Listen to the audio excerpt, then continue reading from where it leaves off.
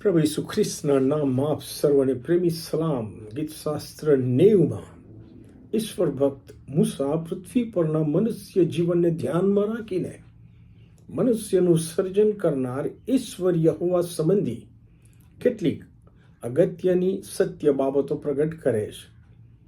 કલમ 1માં મૂસા જણાવે છે કે મનુષ્યની પેઢીઓ બદલાતી રહે છે, પરંતુ એ સમયોમાં મનુષ્ય માટે જો કોઈ આશ્રય સ્થાન હોય તો તે ઈશ્વર પોતે જ છે, કેમ કે મનુષ્યના અસ્તિત્વનો આધાર સર્જનહાર ઈશ્વર પોતે છે. તેથી એ લખે છે કે હે પ્રભુ, પેઢી દર પેઢી તમે અમારો આશ્રય થયા છો, તમે અમારું આશ્રય સ્થાન બન્યા છો. પ્રેરિતોના કૃત્ય 17મો અધ્યાય 24, 25 અને 28મી કલમમાં સંત પાઉલ એ વખતના ફિલોસોફરોની આગળ આ સત્ય પ્રગટ કરે છે. એ કહે છે કે જે ઈશ્વરે જગત તથા તેમાંનું બધું ઉત્પન્ન કર્યું તે આકાશ તથા પૃથ્વીનો પ્રભુ હોવાથી તેમને માણસોના હાથની સેવા જોઈતી નથી, કેમ કે તેમને કશાની ગરજ નથી.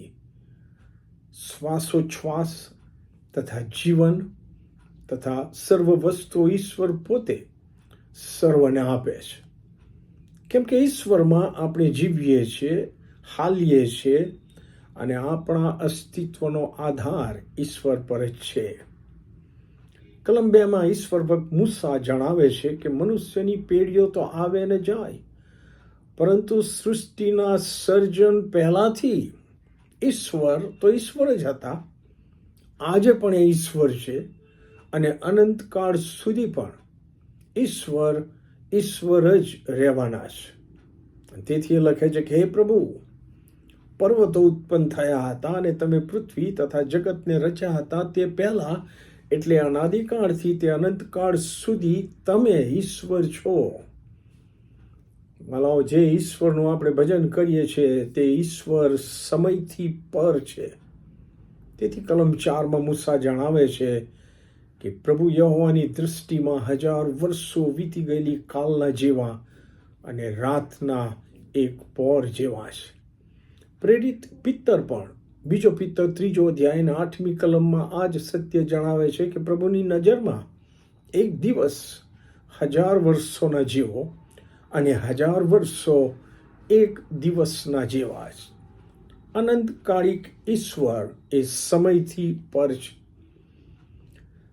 ગીતશાસ્ત્ર 90, 3, 5 અને 6 જો આપણે વાંચીએ તો સનાતન ઈશ્વરની સરખામણીમાં મનુષ્ય જીવન કેટલું ક્ષણિક અને ક્ષણભંગુર છે તે મૂસા પ્રગટ કરે છે. લખે છે તમે માણસને ધૂળમાં પાછું મેળવી દો છો અને કહો છો કે મનુષ્ય પુત્રો પાછા ફરો.